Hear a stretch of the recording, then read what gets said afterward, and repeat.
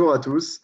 Encore un grand merci de vous être inscrits à ce webinaire Quel visage pour un monde post-cookie. C'est vraiment une très bonne surprise de vous voir aussi nombreux aujourd'hui. Alors, pour me présenter rapidement, donc, je m'appelle Yanis, je travaille chez Digilytics. Pour ceux qui ne connaissent pas Digilytics, on est une agence qui a une activité un peu hybride, puisqu'on est donc une agence de conseil en transformation digitale, où on va accompagner à la fois des startups, mais aussi des grands groupes. Et on est également un startup studio, puisqu'on permet à nos collaborateurs de développer leurs propres projets en interne et de les incuber dans notre société. Et sur la partie conseil, on aide notamment nos clients sur la partie enrichissement et activation de leur data first party, donc au travers de la mise en place de plans de tracking ou de cas d'usage d'utilisation de cette donnée first party pour retravailler des prospects sur le web, mais aussi pour faire des rebonds CRM. Donc voilà, on travaille sur toutes ces problématiques avec nos clients. Et c'est la raison pour laquelle on suit de près les différentes annonces qui peuvent passer, notamment dans le monde de la tech. Et celle qui nous a bien alerté, c'est celle donc de Google qui a été faite en début d'année et qui a annoncé la fin des cookies third party sur son navigateur Chrome à l'horizon 2022. Et donc, voilà pourquoi j'ai tout naturellement appelé Thibaut pour organiser ce webinaire. Donc Thibaut, qui est data manager chez Sphère Data, est également membre de plusieurs groupes de travail, notamment un groupe de travail de l'IAB, sur ces questions de monde post-cookie, sur les alternatives qui pourraient exister, etc. Donc voilà, bonjour Thibaut. Bonjour Yanis et bonjour à tous. Je suis ravi d'être ici et de parler de ce sujet avec toi qui est dense et complexe. Merci beaucoup d'avoir répondu à l'invitation. Est-ce que peut-être que tu veux dire 2-3 mots sur Sphère Data? Oui, bien sûr. Sur Data, on est une société spécialisée dans la privacy et dans le ciblage. On est spécialisé dans la privacy avec une CMP, une Concept Management Platform, qui est un outil d'aide à la conformité pour différents sites web. Aujourd'hui, on a la CMP qui est déployée sur plus de 7000 sites web. Et dans le ciblage, via un outil d'analyse sémantique, une technologie qui nous permet de constituer des audiences et de les servir dans tout l'écosystème digital, mais aussi qui permet à nos partenaires de réaliser du ciblage contextuel. Moi, chez Sphère Data, je m'occupe de la donnée. Je suis data manager, donc je m'occupe de la donnée au sens large. Ça touche à beaucoup d'aspects chez nous. Mais je suis aussi intégration spécialiste, donc je m'occupe aussi des intégrations justement avec l'écosystème digital, les différentes plateformes avec lesquelles on peut travailler dans la tech.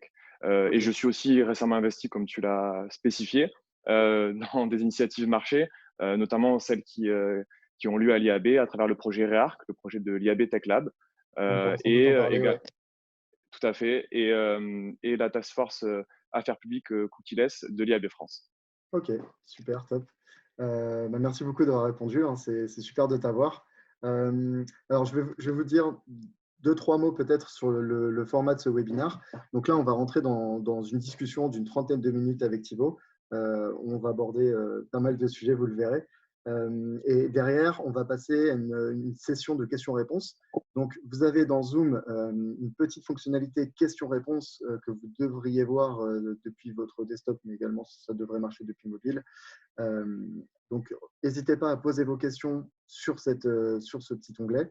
Derrière, nous, on va pas les traiter pendant l'échange, on va les garder bien au chaud. Et à la fin, je poserai ces différentes questions à Thibaut et on rentrera voilà, dans une phase un peu plus interactive, un peu plus d'échange. Alors, pour faire un petit point sur les sujets qu'on va aborder. Donc, on va commencer par faire un rapide état de l'art sur l'utilisation actuelle des cookies third, comprendre un peu la dépendance qu'il peut y avoir aujourd'hui de l'industrie sur cette technologie. Ensuite, on verra quel élément provoque une remise en cause de l'utilisation de cette technologie, notamment, sans spoiler, on va parler de l'annonce de Google, forcément. Et enfin, on va voir ensemble les grandes initiatives, les grandes solutions qui peuvent s'offrir au marché pour contourner justement ces challenges qui sont posés par Google. Donc, alors, pour commencer, on va partir du basique. Thibaut, Ouais. dis-nous, qu'est-ce qu'un cookie? Donc ouais, on peut parler un peu de ça pour donner quelques éléments. de base, un cookie, c'est l'équivalent d'un petit fichier texte qui va être déposé sur un navigateur d'un internaute et auquel on va associer un identifiant. Et le domaine qui l'a déposé va pouvoir transmettre des informations. Ce cookie-là va transmettre des informations au domaine qu'il a déposé dans un serveur et via une base, et in fine une base de données. Il y a des éléments importants à prendre en considération, c'est qu'un cookie ne peut être lu que par le domaine qu'il a déposé. Premier élément. Il est aussi associé à un navigateur, c'est-à-dire que ça crée une fragmentation de l'identité. En l'occurrence, par exemple, si je navigue sur un site e-commerce sur 3 appareils différents avec 3 navigateurs différents, le même domaine qui a déposé le cookie va créer 3 cookies différents avec 3 identifiants différents. Et derrière, c'est bien moi, c'est le même individu, c'est la même personne. Ouais. Et le dernier élément, c'est qu'il ne touche pas aux univers in-app. Aujourd'hui, il n'est pas question des univers in-app qui ne sont pas du tout régis par des technologies cookies, mais qui sont régis par des advertising ID, qui sont des ID propriétaires de Les OS? Android, Ouais. des OS exactement, donc de Android, donc Google pour l'OS Android, et de Apple avec iOS. Ok, super clair. Alors, on parle souvent de différents types de cookies, hein, les first, les secondes et les third. Est-ce que tu peux me dire rapidement quelle est la grosse différence en fait entre ces différents types de cookies? Ouais, ben, en fait, elle est relativement simple. C'est une histoire de juste de contexte. En first party, c'est quand le cookie va être déposé par le domaine du site que tu es en train de visiter Ok, et qui va pouvoir être lu que par ce domaine-là. Donc, je prends un exemple concret. Tu vas sur Fnac, tu te balades pour acheter quelque chose et Fnac va commencer à déposer des cookies sur ton navigateur avec leur propre domaine alors que tu es en train de visiter fnac.com. Donc là, on est dans un contexte de first. Un contexte de third party, c'est quand le cookie va être déposé par un autre domaine que celui du site que tu visites. ok, Donc, reprenons l'exemple de Fnac. Tu te balades pour acheter, et puis là, il y a Criteo qui vient déposer un cookie sur le domaine fnac.com pour être en mesure de te recibler ensuite sur d'autres domaines que tu vas visiter. d'accord. Bon, ben là, on est clairement dans un cas de figure de cookie third party, donc ce Ok, qui va te permettre un suivi de la navigation cross-domaine, en fait. très bien. Et du coup, sur la seconde partie, c'est plutôt des accords de gré à gré entre des acteurs qui souhaitent du coup s'échanger de l'information cookie entre eux. C'est ça, mais c'est de la donnée personnelle directement identifiante, donc ça a d'autres considérations en termes de privacy. Ok, super, très clair. Ok, donc aujourd'hui, est-ce que donc là tu as donné deux cas d'usage, principalement pour reprendre un peu le first party, c'est surtout sur les cas d'usage de user experience, donc la capacité que va avoir un site à retenir le mot de passe, par exemple, d'un internaute, Par ou exemple, encore retenir le langage, un certain nombre de préférences. Mais il est assez communément admis que les first party cookies sont également utilisés pour de l'analytics, donc pour pouvoir analyser le comportement des utilisateurs sur son site. Là où la third party va plutôt concerner tous les use cases autour on va dire de l'advertising en général, donc du targeting, du retargeting, également plutôt côté annonceur de l'attribution, la capacité d'analyser une conversion et de mesurer sa performance et d'optimiser ses achats publicitaires en fonction de cet événement. Donc ça, c'est juste pour resituer encore un peu les cas d'usage first, second et third.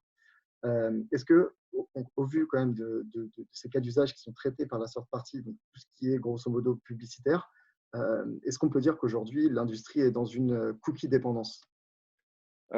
oui, totalement. Je pense qu'on peut dire que l'écosystème digital est dans une cookie dépendance, et en particulier la publicité digitale, puisqu'en fait, toute la chaîne de valeur utilise aujourd'hui des cookies de manière plus ou moins importante pour répondre aux divers cas d'usage de la publicité en ligne. Et ça va des éditeurs aux ad tech vendors. Quand on dit ad tech vendors, ça va être les SSP, les DSP, les DMP, ceux qui assurent la mesure, ceux qui assurent l'attribution, et évidemment les annonceurs qui sont dépendants de tout ce beau monde.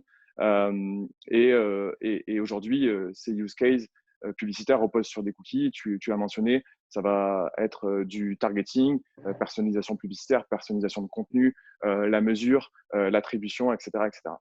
Ok, donc c'est quand même, on a quand même une grosse dépendance de ces technologies. Et est-ce qu'aujourd'hui, les différents acteurs qui utilisent des cookies ont des moyens de se partager de l'information liée aux cookies? Oui, l'écosystème publicitaire est très dépendant pour ces divers use cases des cookies. Et c'est aussi les cookies qui permettent de créer une interopérabilité entre les différents acteurs. C'est-à-dire qu'avec la publicité digitale et l'arrivée du programmatique, ces publicités automatisées, l'écosystème est très éclaté. Il y a de très nombreux acteurs qui ont besoin d'interagir entre eux, en fait. Et le cookie est le support technologique qui va leur permettre d'interagir, de transiter de la donnée et de transiter des bid requests, etc., etc. Donc, en fait, on va employer des synchronisations cookies, c'est-à-dire la capacité de deux systèmes à dialoguer entre eux. Comme je l'ai dit tout à l'heure, un cookie ne peut être lu que par le domaine qu'il a déposé, Oui. ce qui implique du coup d'effectuer des synchronisations cookies et de dire mon identifiant cookie 1, 2, 3, 4 correspond à ton identifiant cookie ABCD et du coup, je vais pouvoir te transférer l'information sur la base de ton identifiant ABCD et on va pouvoir interagir entre nous. Et donc, toute interopérabilité de la chaîne publicitaire programmatique repose aussi sur des synchronisations cookies. Et comme il y a beaucoup d'acteurs, comme je viens de le dire, il y a une multitude de synchronisations cookies et des cookies qui sont déposés dans tous les sens à travers les navigateurs. Ok, donc finalement, là, ce qu'on voit, c'est qu'on a une grosse dépendance de tous les acteurs de la chaîne aux cookies. On a aussi une multiplication de ces acteurs. On a une multiplication des cas d'usage autour du cookie, finalement, des cas d'usage, on va dire, publicitaires qui utilisent le cookie. Est-ce que la technologie cookie, qui à la base n'avait pas été exactement faite pour ça, répond toujours à la complexification des cas d'usage ou est-ce qu'elle devient obsolète finalement avec le temps? Ça, c'est une bonne question et je vais répondre oui et non à la fois. Je m'explique. Alors oui, dans le sens où c'est vrai que le cookie est une technologie qui n'a pas vraiment évolué depuis qu'elle a été créée dans les années 90 et qui aujourd'hui supporte beaucoup de cas d'usage pour lesquels elle n'a pas forcément été créée à la base. Cela dit, et comme on vient de l'expliquer juste avant, l'industrie publicitaire repose beaucoup sur les cookies et il y a l'ensemble des cas d'usage qui répond bien aujourd'hui à travers les cookies. Donc, ça marche plutôt bien au Ça final. marche plutôt bien, oui. Mais c'est vrai, et là c'est le non, qu'elle est un peu imparfaite, puisque comme je l'expliquais au tout début, il y a une fragmentation de l'identité. Donc, c'est compliqué de rassembler tous les identifiants cookies autour d'un individu. Et donc, cette fragmentation de l'identité, qui est d'autant plus importante avec les usages qui sont de plus en plus différents des utilisateurs. Ouais. On utilise plusieurs appareils. Aujourd'hui, il y a les smart TV, etc. Donc, de base, la technologie ne répond pas à ce l'identité, défi-là. à ce défi-là, exactement. Et ça pose des problèmes aussi, du coup, en termes de privacy. C'est-à-dire que c'est un peu le paradoxe, mais aujourd'hui, quand je vais vouloir retenir les choix d'un utilisateur qui ne veut pas, par exemple, partager ses données personnelles, je vais déposer un cookie pour écrire dans ce cookie le fait qu'il ne le souhaite pas. Et l'utilisateur, même s'il exprime un choix positif, il va devoir opérer ce choix à plusieurs reprises au sein de son smartphone, sur un navigateur qu'il va utiliser, de son desktop, etc. Okay. Donc, il y a ce côté imparfait, effectivement, sur la technologie cookie. Ok, là, justement, tu parlais de privacy. Donc, comme tout le monde le sait, la GDPR a frappé, a été lancée. Souvent, on a un peu la confusion, on a l'impression finalement que la GDPR recommande la fin des cookies. Est-ce que c'est quelque chose que tu partages ou... Ouais, alors c'est vrai que j'entends beaucoup parler de ça. Ouais. Non, je ne partage pas du tout cet avis. Je trouve que c'est complètement faux.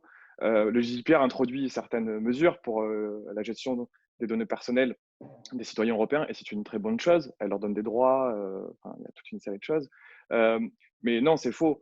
Le cadre réglementaire n'a pas sonné le glas à la fin des soucis des cookies. Et même, je pense que c'est dangereux en fait d'avoir ce discours-là, puisque quelque part, ça laisse entendre que si on trouve une autre méthode pour suivre les internautes, elle sera forcément privacy compliant. Alors que voilà, c'est ça. Alors que pas du tout. Pas du tout. Je veux dire, si demain on trouve une autre méthode pour suivre la navigation d'un internaute, qui aurait donné son consentement, bien sûr, on ne pourra jamais se passer de la user privacy. Jamais. Ouais, en fait. bien sûr. Ça, il faut bien en avoir conscience. Ok. Et du coup, ce qu'on a vu finalement, c'est que là. Ouais, vas-y, tu voulais compléter? Oui, non, par contre, ce que je voulais dire, pardon, mais c'est que ce cadre réglementaire qui est rentré en vigueur a mis en lumière les cookies. Puisque c'est la manière de. Donc, effectivement, le grand public a compris que. A connu l'existence des cookies finalement. Là voilà, où je pense. Oui, c'est ça. Je pense que tout le monde n'était pas naïf et comprenait le business model qui opère sur le web avec la gratuité et la publicité, bien sûr. Mais là, ça a été mis en lumière et du coup, il y a une défiance des utilisateurs envers les cookies. Cela dit, malgré les efforts que l'industrie a faits, notamment avec le Transparency and Consent Framework de l'IAB Tech Lab, pour la gestion des user consent, des données personnelles des choses qu'on va en faire. Ok, donc finalement, ce n'est pas tellement l'obsolescence de la technologie qui entraîne la fin des cookies, ce n'est pas non plus le cadre réglementaire qui directement va annoncer la chute, enfin, la fin des cookies, c'est plutôt finalement les navigateurs qui ont pris un peu, qui souhaitent sortir leur épingle Ouais. du jeu en faisant des annonces assez fortes. Oui, clairement, clairement. Pour moi, c'est clairement les navigateurs qui ont vraiment accéléré le processus. Et on a tendance à l'oublier, mais en fait, les navigateurs, c'est une porte d'entrée sur le web. C'est eux qui ont le contrôle. Et clairement, c'est les initiatives des navigateurs qui a tout précipité avec Alors Firefox. Google n'ont pas été les premiers finalement, c'est ça, hein. Non, non, pas du tout. Les premiers, ça a été Firefox et Safari. Firefox avec le TP, Safari avec ITP, donc c'est leur solution, l'acronyme de leur lutte contre les cookies third party.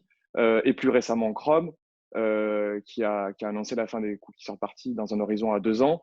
Et ça fait grand bruit, évidemment, puisque Chrome, c'est quand même 67% de part de marché dans le monde. Ouais. Donc c'est colossal. Donc quand ils prennent une position, ben, tout le marché s'agite.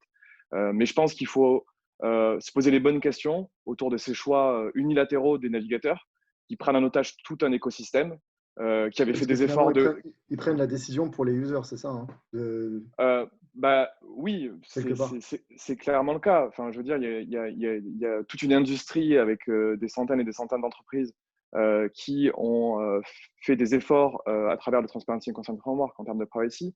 Et aujourd'hui, il y a ces choix unilatéraux qui prennent en otage l'industrie sous couvert de la user privacy. Donc, je pense il faut prendre un peu de recul Il par faut rapport à ces décorréler un peu décisions. les sujets. Exactement. Ouais. Moi, tu vois, je peux te donner un exemple. Moi, j'aime beaucoup SoFoot et c'est un site que je consulte. Que je consulte et c'est gratuit et c'est du contenu de qualité. Et j'ai une relation avec eux et ben, s'il y a une CMP qui s'affiche sur le site de SoFoot, moi, je suis très content de donner mon consentement au traitement de mes données personnelles parce que je sais que ça va faire vivre SoFoot à travers la publicité. Mais par exemple, la décision de Firefox de dire ben, à partir de ce moment-là, on fait une update et par défaut, les cookies tiers ne sont plus possibles, Ouais. sont bloqués. Je suis désolé, mais c'est une préemption de la user privacy, c'est-à-dire que Firefox se met entre moi et SoFoot, alors que j'utilise Firefox, certes, c'est un moyen pour consulter Pour SoFoot, accéder au contenu, mais la ouais. relation, elle est entre moi et le site éditeur. Ouais, Elle complètement. n'est Et pas entre moi et Firefox. c'est toi qui fais tes choix de donner ou pas telle information personnelle. Exactement. Et quand Firefox refuse par défaut les cookies tiers, ils vont à l'encontre de mon choix en termes de vie privée. Complètement. Ouais, je partage. Du coup, finalement, ce sont surtout les navigateurs qui entraînent l'industrie à envisager une fin des cookies tiers.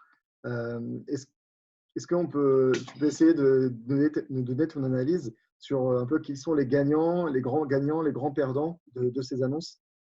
Ouais, tout à fait. Ben, pour moi, les grands gagnants, ça va être ceux qui maîtrisent l'identité. Et donc, ça va être principalement, si on en reste dans l'état, hein, comme Ouais, ça, du jour au bien lendemain, sûr. ça va être les walled gardens. Donc, les walled gardens, c'est quoi? C'est toutes ces sociétés qui proposent des expériences intégrées, qui sont refermées sur leur écosystème, comme, Par exemple, comme Amazon, comme Facebook, comme Google, comme Twitter, Snapchat, etc.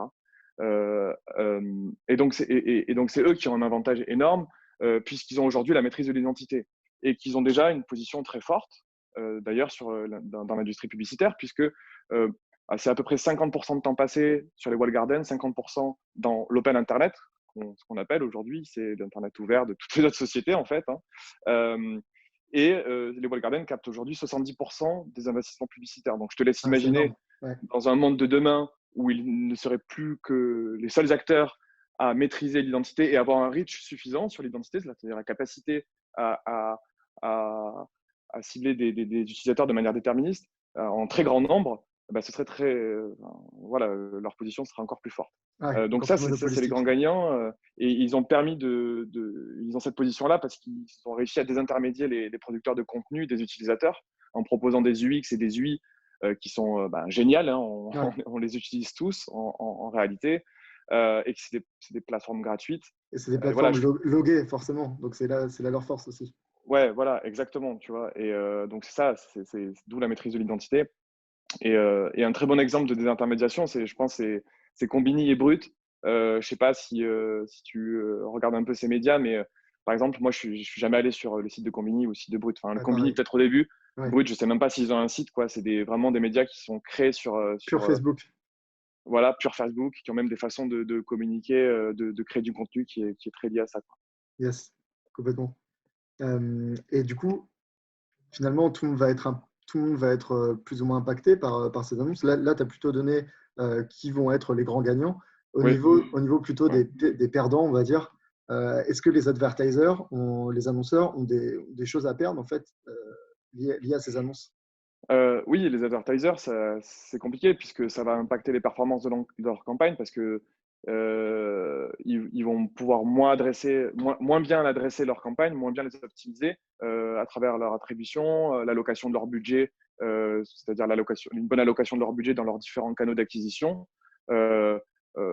Donc, ils auront du mal à le faire sur l'open web, mais ils pourront Ouais, toujours aussi bien le faire sur les walled gardens. c'est Après, je ne ça. suis pas sûr qu'ils ont envie de migrer 80, 90, 95% Oui. de tout leur budget dans les walled gardens. Déjà que la dépendance à Google dans les budgets, c'est déjà assez astronomique. Alors, Ouais, j'imagine, j'ai pas les chiffres et tout, mais voilà.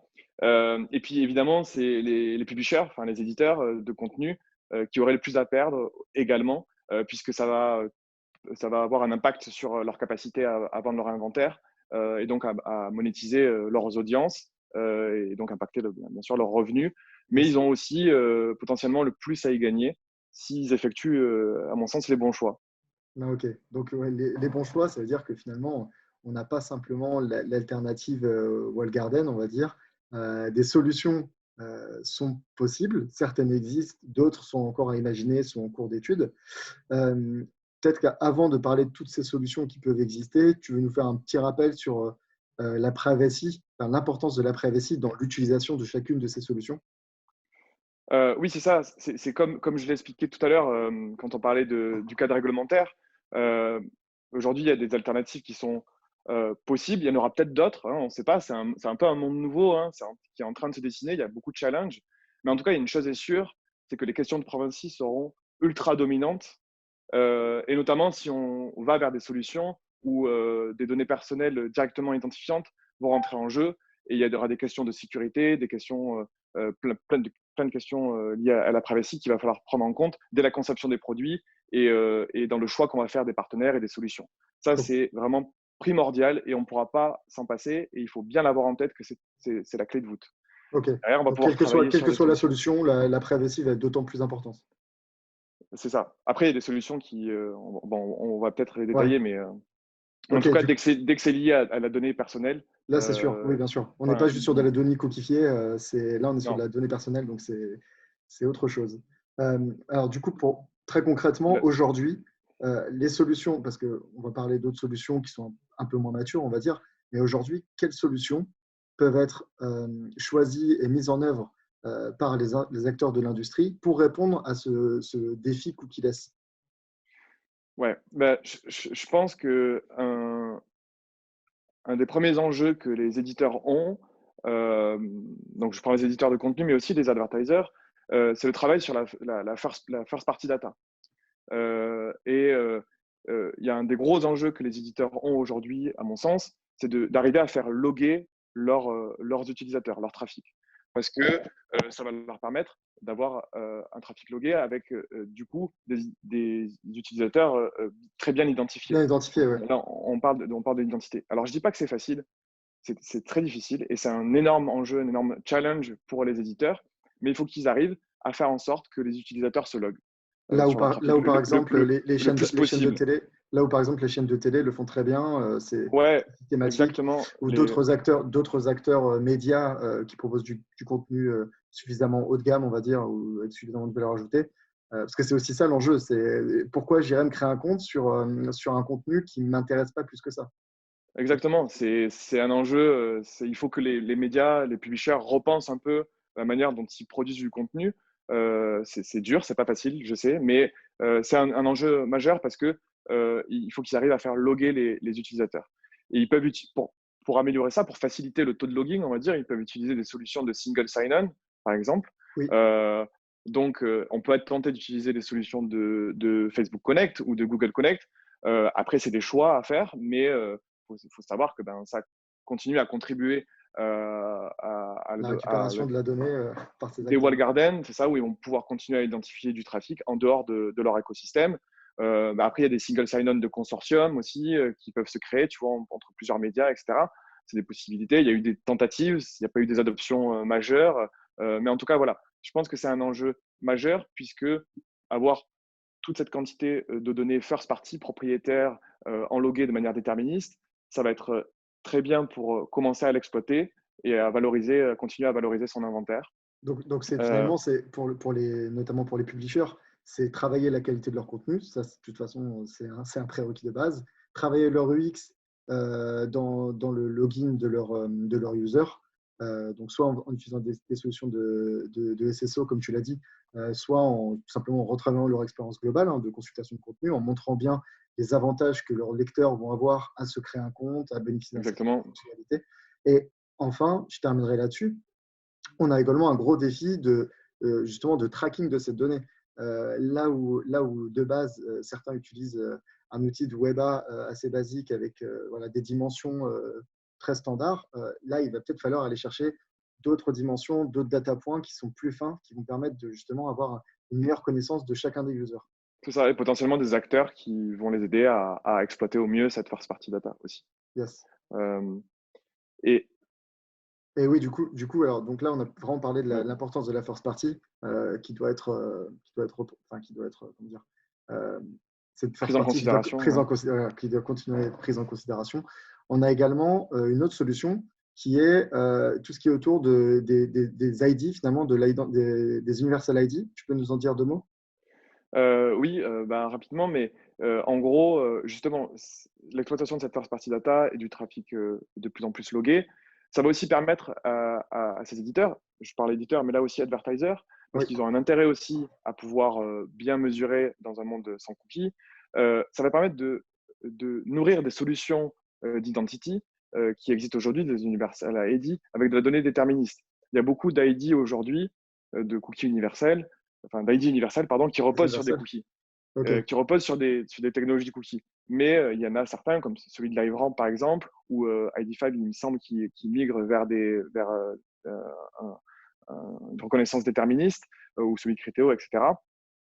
Ces solutions d'identity vont s'appuyer sur cette donnée first party loguée des éditeurs pour ensuite agréger dans leur graphe ces données personnelles directement identifiantes, faire les sécuriser, passer un ID et passer l'ID dans l'écosystème digital, dans la chaîne de valeur digitale, pour permettre aux advertisers côté buy side d'aller chercher cibler sur cette demande, d'aller cibler ces audiences, et tout ça sans cookies third party.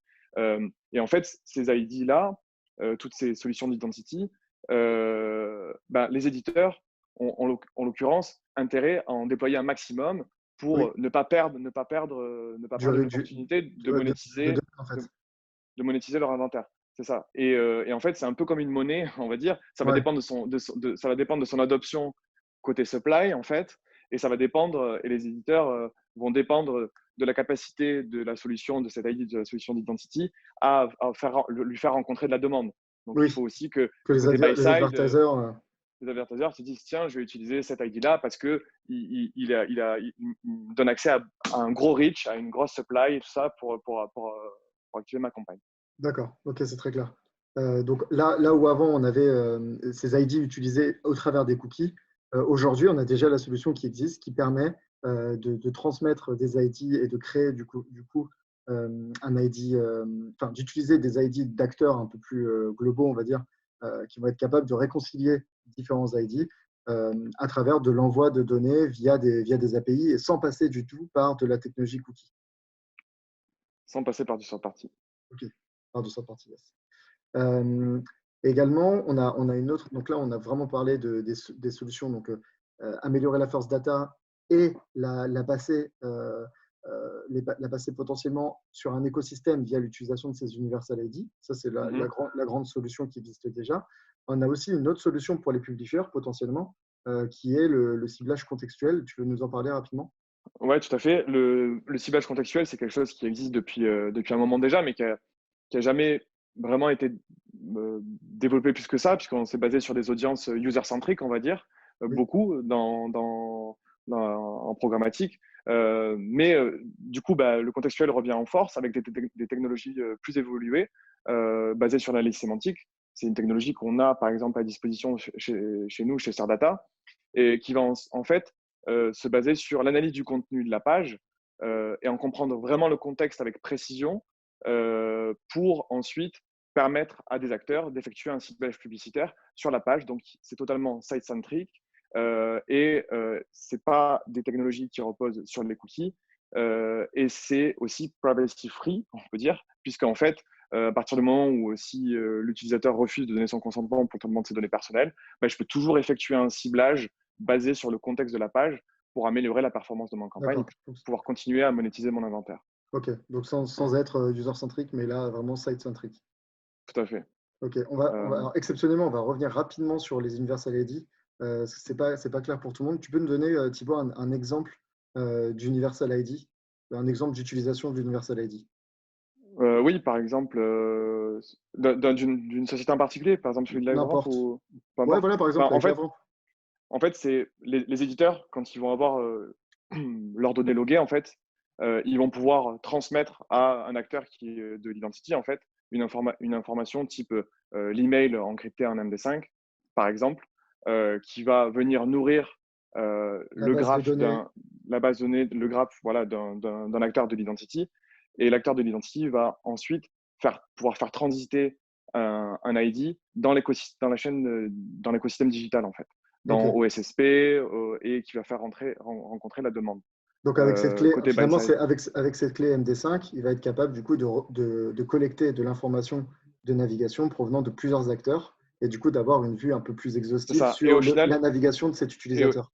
et au final, c'est le publisher via le dépôt de cookies first party qui va faire transiter l'ID de cette solution-là, par exemple via Prebid ou directement via son SSP, etc. etc. Ok. Ok, j'espère qu'on a un peu Je ne sais pas clarifié si les choses c'est là-dessus. clair. On verra s'il y a d'autres questions sur le sujet. Ok, très bien. Est-ce que maintenant, donc on a vu ce qui existait aujourd'hui, est-ce qu'il y a des mauvaises idées de solutions qui sont un peu mises en œuvre déjà aujourd'hui, mais qui finalement ne Bah, sont pas prêtes d'aboutir, ou en tout cas, ce n'est pas une bonne idée? ouais, je pense qu'aujourd'hui, on peut faire une croix sur le fingerprinting. Euh, Alors, qu'est-ce que c'est le fingerprinting? En fait, c'est la capacité à un acteur tiers on va dire, prendre en considération plusieurs critères que le navigateur va pouvoir exposer, par exemple, par cette accumulation de critères, Par exemple, les critères, définir, ça va être la localisation, la taille de l'écran, des choses comme ça. ouais, plein de trucs de configuration, même des fois, plein de critères différents qui, tous ensemble, vont créer une sorte d'empreinte digitale qui va être assez singulière pour permettre d'identifier un utilisateur, grosso modo. Et Et ça, du coup, non? du coup, non, parce qu'en fait, déjà l'autorité de régulation n'est pas vraiment favorable à ce type de méthode. Et d'autre part, parce que le navigateur le bloque. Et notamment, dans la Privacy Sandbox de Google, il y a notamment plein de mesures pour bloquer le fingerprinting. Je pense que c'est pas une technologie forcément d'avenir. Ok. Donc, on oublie un petit peu cette solution-là. En tout cas, enfin, au vu des guidelines qui ont été données, notamment par les gros acteurs dans l'industrie. Et donc là, on a surtout vu ce qui existait déjà. Est-ce que maintenant, tu peux nous parler des initiatives qui se sont lancées suite à cette annonce pour répondre à ce nouveau défi d'un monde cookie-less? Ouais, là, je pense que la plus célèbre de ces initiatives, celle qui a fait le plus de bruit, c'est celle de Chrome avec la Privacy Sandbox.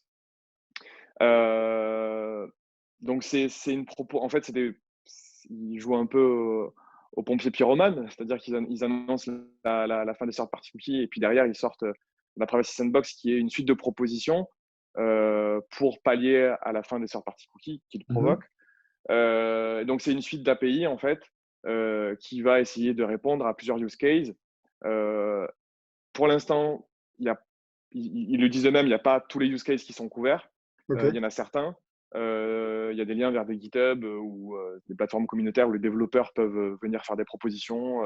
Voilà, c'est ouvert à tout le monde. Donc, Et aussi les acteurs, leur, leur, les acteurs peuvent donner leurs besoins, en fait, donner leur use case pour que Google puisse trouver un moyen d'y répondre. Ouais, tout à fait. C'est des discussions ouvertes. Alors, aujourd'hui, le problème, c'est que euh, Google annonce la Privacy Sandbox. On ne sait pas trop. L'intention affichée, c'est de créer un standard pour tout le monde, défini par tout le monde, et c'est super. Évidemment. Euh, voilà. En réalité, c'est difficile de lire dans la stratégie de Google à long terme. Ouais. Peut-être potentiellement que, comme ils disent, ce sera des standards ouverts où tout le monde pourra faire son business dessus, très bien, mais qu'ils y gagneront sur d'autres choses. On ne sait pas, c'est difficile de. Voilà, pour l'instant, c'est très consensuel, c'est très inclusif, mais on ne sait pas vraiment ce vers quoi ça va aller. Ouais. Et pour l'instant, c'est très léger ce qui a été mis en place, enfin, ce qui a été proposé. Euh, donc voilà, en tout cas, pour l'instant, il y a des choses autour de la protection de la fraude, autour de la mesure des conversions et certaines mesures de campagne, pas toutes, du ciblage et du retargeting, ciblage via intérêt, et notamment toutes les mesures aussi liées au blocage du fingerprinting, de la capacité à des acteurs Ok. tiers de faire du fingerprinting. Oui, donc ok. Pour l'instant, ce qu'on sait, c'est qu'il y aura une banque d'API disponible pour répondre à des cas d'usage. C'est encore en construction. On est dans un mode un peu collaboratif avec Google qui laisse la communauté exprimer ses use cases et aussi collaborer sur même les moyens techniques de mettre en œuvre ces différents use cases. Pour l'instant, on en est là. Voilà, on ne sait pas trop. Alors, Peut-être qu'ils feront ensuite le péage c'est ça, et qu'ils diront à l'autorité de la concurrence que, ben, si, ils ont consulté toute l'industrie. bien sûr. Euh, alors, ça, c'est vraiment l'initiative de Google. Est-ce que l'industrie a pris d'autres initiatives par ailleurs qui permettraient de ne pas se reposer que sur celles proposées par Google? Oui, oui, tout à fait. Il y a des choses qui se mettent en place. Encore une fois, bah, c'est tout nouveau. Le challenge est hyper important. Il y a beaucoup d'incertitudes. Donc, c'est des projets tout nouveaux. Mais par exemple, au W3C, il y a actuellement des discussions. Il y a un working group qui s'est créé qui s'appelle le Improving Web Advertising Business Group, pardon pour l'accent, et qui en fait rassemble plein d'acteurs. Le W3C, c'est un peu l'organisme, c'est une organisation C'est quoi, ouverte à tous, hein, c'est le standard du web, c'est ça, qui W3C? définit ces standards et les protocoles du web, exactement. Étant donné que l'intention de Google, c'est aussi de faire un standard cross-navigateur, ils viennent porter leurs propositions au W3C. Et aujourd'hui, il y a des discussions qui commencent à s'engager avec des gens de Chrome, de Facebook, de Apple, de tous les gens qui ont un intérêt à venir parler au W3C. Donc ça se passe déjà. Le web de demain commence à se discuter. Donc ça, c'est Euh, vraiment au niveau de W3C. Et qu'est-ce qu'on a d'autre comme initiative un peu plus, on va dire, locale ou plus alors orientée publicitaire, on va local, dire? local, oui et non, parce que le scope il est global, mais Ouais, il y a le projet REAR qui vient de se lancer, qui est rattaché à l'IAB Tech Lab, pardon. Donc c'est un projet qui est mené par l'IAB Tech Lab et qui est ouvert à tous. En ok, fait, ça a vocation justement à rassembler toute l'industrie et même adhérents de l'IAB ou pas, hein, il n'y a pas de souci, même des organisations de protection de la vie privée, etc. Tout c'est ouvert à tout le monde. Et leur but, donc c'est Rearc, c'est pour Rearchitect, Rearchitecture, oh, pardon, du web marketing. Désolé ok, pour l'accent, c'est un peu dur à prononcer. Et donc c'est un projet très ambitieux puisque c'est de définir les nouveaux standards en fait sur lesquels les acteurs de la publicité digitale pourront s'appuyer en fait. ok, Euh, et donc, le projet est axé sur trois gros piliers qui sont les aspects business, et donc tous ok, les use cases auxquels il faut répondre d'un point de vue ouais, business, les aspects de privacy, puisque, comme je dis tout à l'heure, ils sont hyper importants, on ne pourra jamais s'en passer. Il va falloir développer, penser des produits et des standards par rapport à ça. Et évidemment, des aspects techniques qui sont là gérés par l'IAB Tech Lab et par les membres de l'IAB Tech Lab pour mettre en œuvre des standards qui vont répondre à tout le monde et qui vont permettre à tout le monde d'effectuer encore le business qu'ils font aujourd'hui. Ok. Et là, pour l'instant, sur cette initiative, on en est encore au stade de discussion. Est-ce qu'on a déjà des éléments posés ou c'est encore… Non, c'est tout nouveau. Les premiers webinars ont été lancés à la fin du mois de mars. Il y a encore deux webinars qui vont avoir lieu pour les impacts business sur les éditeurs et les impacts business sur les advertisers. Donc là, c'est un peu la phase 1 où il y a toute une réconciliation des différents use cases, comment les use cases vont être impactés, etc. Ensuite, il y a une phase 2 qui va explorer toutes les alternatives techniques possibles et leur compliance avec le GDPR. Ensuite, elles vont être évaluées, toutes ces solutions techniques, et il y en a certaines qui vont être retenues. Et là, l'IAB Tech Lab va commencer à travailler sur des premiers drafts de propositions de spécifications techniques. Il y aura des allers-retours, des tests, des versions bêta, jusqu'à avoir une version 1 qui a vocation à être déployée en Q1 2021. Q1 2021, ok. C'est la cible. C'est la cible de la roadmap pour un déploiement en Q2 2021, une adoption. Et comment se traduirait l'adoption? Par une migration importante des budgets publicitaires vers ces nouveaux standards. Ok, merci Thibaut. Parfait. Et du coup, est-ce que, pour tous les gens qui nous écoutent aujourd'hui, est-ce que tu pourrais donner un peu tes recommandations aux différents acteurs du marché, aux différents types d'acteurs du marché, sur qu'est-ce qu'il faut faire concrètement tout de suite pour se préparer un peu à cette révolution? Je pense qu'il faut être, il faut être très vigilant à tout ce qui est en train de se décider, à toutes les discussions. Je conseille de suivre à tout le monde de suivre de très près les décisions de Google, de la Privacy Sandbox, de voir l'évolution des propositions, etc. De aussi essayer de rester informé des initiatives qui se passent sur le marché, au W3C, chez Rearc, comme je viens d'expliquer à l'IAB, vraiment de rester un maximum informé, parce que quel visage pour un monde post-cookie, aujourd'hui, on ne le sait pas en fait. On ne le sait pas encore, et justement, c'est ça qui est excitant et c'est ça qui fait peur, et parce qu'il y a plein d'incertitudes, mais c'est en train de se décider maintenant, de se mettre en place. Il y a plein de choses qui se passent. Et ensuite aussi, en même temps de rester informé auprès du marché de toutes ces solutions, regardez ce qui se passe déjà, aller voir des acteurs qui font de l'identity, regarder, parler avec eux, aller voir des acteurs qui font des contextuels pour voir comment ça pourrait se faire, et explorer les alternatives qui peuvent être possibles dès aujourd'hui. Et peut-être que demain, il y en a d'autres qui viendront aussi, on ne le sait pas encore. Donc, restez alerte, en veille permanente. Ok, top. Merci beaucoup Thibaut. Ici s'achève notre phase d'échange. On va maintenant rentrer à la phase de questions. Alors, si on n'arrive pas à répondre à toutes les questions, nous, ce qu'on va essayer de faire avec Thibaut, c'est les reprendre et vous faire un petit article ou quelque chose qui reprend les principales questions pour que tout le monde puisse avoir les réponses si on n'a pas le temps de tout traiter. Alors, je vais repartir du début. On ne va pas tout prendre.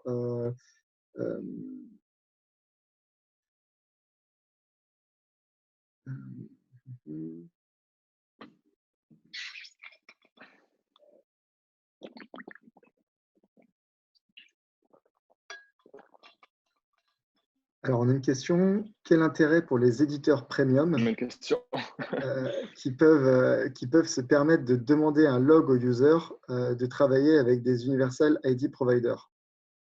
Alors, quel intérêt pour les publishers qui ont déjà, si tu veux, de la donnée loguée, de travailler avec des acteurs d'Universal ID?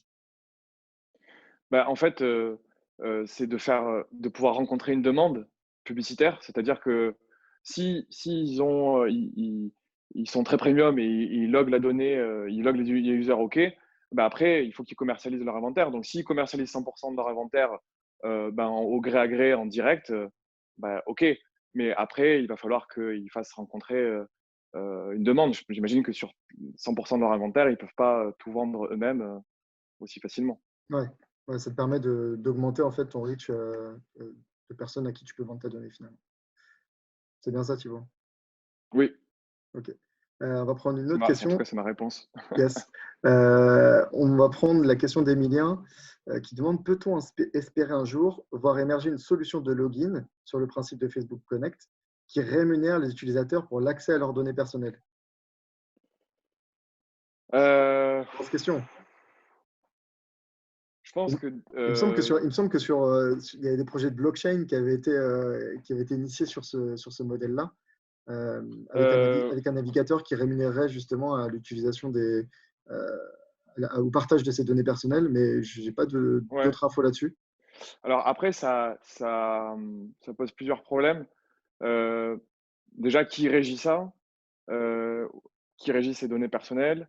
Euh, et derrière, un utilisateur qui est rémunéré pour ces données-là, bah, il ne va pas gagner grand-chose. Enfin, je veux dire, la donnée, ça vaut pas grand-chose comme ça d'un point de vue individuel. Je suis pas sûr que ce soit des choses satisfaisantes. Et puis ensuite, rémunéré pourquoi? Est-ce que les acteurs à qui sur qui il va se loguer, ils vont devenir propriétaires de la donnée? Ça pose des questions légales. Je suis pas expert, mais est-ce que c'est de la location? Est-ce que c'est de l'achat? S'ils achètent, s'il y a un droit de propriété, Ouais. est-ce qu'ils peuvent. Enfin, il y a des questions. Ça revient, ouais, à la propriété de la donnée personnelle, c'est une vaste question. Je suis pas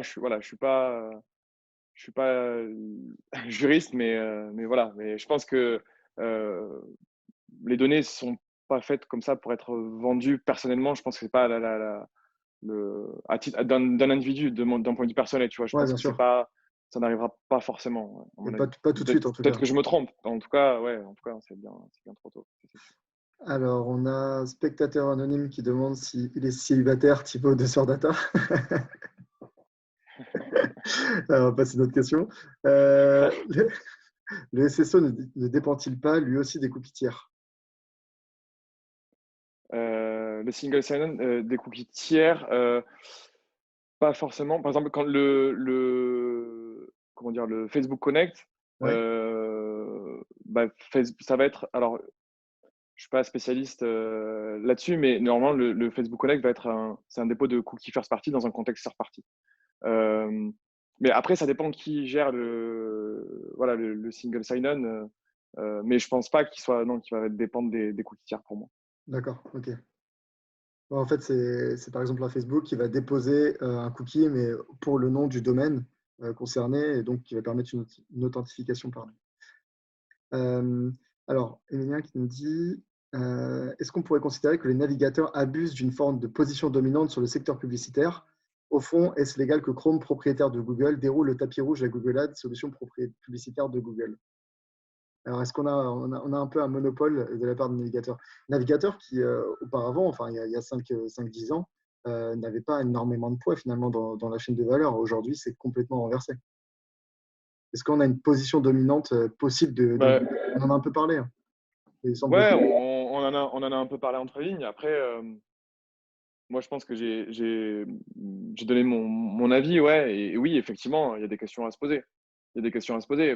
C'est ce que je disais sur la Privacy Sandbox. Pour l'instant, la démarche affichée de Google est très consensuelle et de créer un standard qui soit pas, qui ne devienne pas un péage Chrome pour tous les acteurs qui souhaitent continuer à opérer de la publicité online. Mais aujourd'hui, on ne le sait pas. Mais effectivement, c'est des positions qui sont très dominantes, mais c'est pas à moi d'en juger, c'est à l'autorité de la concurrence et on verra ce que l'avenir dira. ouais, complètement. On verra ce qu'ils vont faire exactement de cette opportunité. Euh, alors, on a une question de Anselme dans le chat qui nous dit, la directive e-privacy a-t-elle une carte à jouer dans cette régulation suppression des cookies? Est-ce que ça te Euh, parle un peu, ça? ouais, à vrai dire, je suis pas spécialiste sur la question de privacy, Ouais, une question légale. Euh, En tout cas, c'est sûr que e-privacy va durcir pas mal certaines choses, et notamment, je crois elle va s'intéresser à l'instant messaging, enfin tout ce qui va passer, toutes les données qui transitent par message et qui vont vachement concerner des Facebook avec Messenger, WhatsApp, avec Google sur Gmail, etc. Mais je suis pas un spécialiste des questions légales, donc ok, je ouais, c'est préfère vrai. laisser ça Tu n'es pas au juriste. DPO. Yes. Alors, une question de Bertrand qui nous demande que se passera-t-il pour les sites non connectés à une CNP? Déjà, tu peux peut-être répondre aujourd'hui, qu'est-ce qui se passe pour les sites qui ne sont pas connectés à une CNP et du coup, demain, quel sera l'impact? Bah, les sites qui sont pas connectés à une CMP, tu peux. faire en sorte de te mettre compliant avec le GDPR sans utiliser une CMP. Aujourd'hui, je conseille fortement au site d'utiliser une CMP. Il y en a plein de gratuites. En tout cas, la nôtre, on la fournit gratuitement à des éditeurs en collectant derrière la donnée. Évidemment, il y a une contrepartie. C'est un outil technologique qui est complexe à maintenir. Mais moi, je conseille fortement je ne sais pas si cette personne a un site, mais à mettre une CMP et à faire en sorte que les données personnelles des utilisateurs qui visitent son site soient correctement Collecté.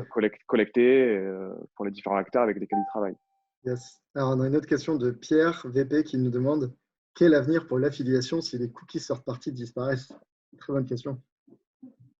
Quel avenir pour l'affiliation? Je ne sais pas si ça a encore un avenir. L'affiliation, c'est un secteur qui a pris, beaucoup de qui a pris cher, quoi, on va dire. Ouais, c'est clair. Mais on en vient, hein. Moi, je travaillais chez TradeDoubler aussi avant.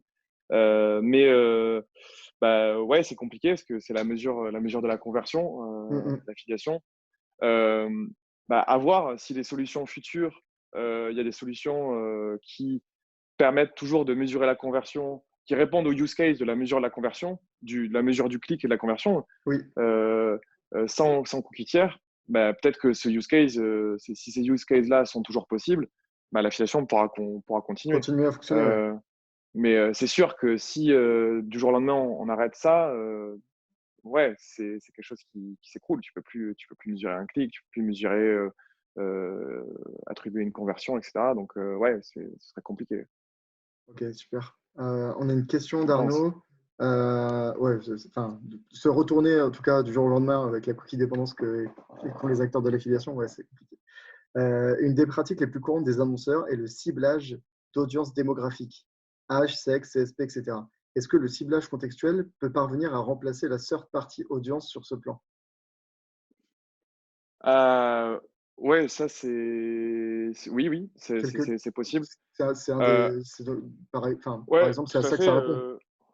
Ouais, par exemple, nous, quand on fait du contextuel, par exemple avec la technologie d'analyse sémantique chez Cerdata, on va pouvoir aussi faire du sociodémographique contextualisé. Ça, c'est aussi des pistes de développement du contextuel.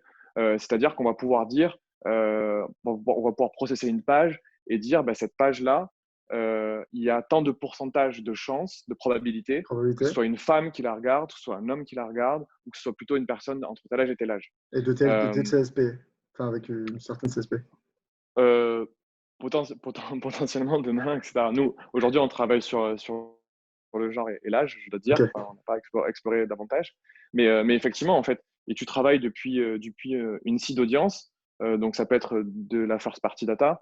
Nous, aujourd'hui, on collecte ce type de données sociodémographiques de manière déclarative et on travaille sur cette seed audience pour ensuite modéliser des choses en contextuel qui va nous permettre de définir ce que je viens de dire, c'est-à-dire une page est plutôt lue par une femme ou un homme, etc. Oui, effectivement, c'est des pistes de développement et c'est une bonne question. Ok, parfait. Alors, il y a plein d'autres questions, mais je pense qu'on va s'arrêter là, on va conclure. Alors déjà, je voulais remercier tout le monde. On était au pic de ce webinaire. On a été 128 ou même 100, je crois que ça allait jusqu'à 130. Donc, merci beaucoup de nous avoir suivis. J'espère que vous avez appris des choses. Si vous souhaitez aller plus loin, nous poser des questions sur voilà, les sort-parties, mais aussi tout ce qui est tracking et utilisation de votre donnée first party, je vais vous donner tout de suite dans le chat nos coordonnées. Hop. Et voilà, donc si vous voulez nous contacter pour discuter, n'hésitez pas, on est ouvert. Merci beaucoup à tous. Thibaut, tu veux peut-être dire un petit mot pour la fin? Merci. Merci à tous d'avoir été aussi nombreux. J'espère que j'ai été assez clair et que on a pu aborder l'ensemble du sujet. Il y a encore beaucoup de choses, il y a beaucoup de challenges. Rien n'est encore défini. Restez informés. Et merci Yanis pour l'invitation. Et C'est un j'espère peut-être plaisir. revenir parler une prochaine fois. Alors oui, on nous demande, peut-on revoir ou transmettre la session? Oui, alors là, cette session est enregistrée. Donc, on la mettra en libre service sur nos sites donc Digilytics et Sœur Data, sans problème. Donc, merci encore à tous et puis je vous souhaite une excellente après-midi. Merci. Merci beaucoup. Au revoir. Au revoir tout le monde.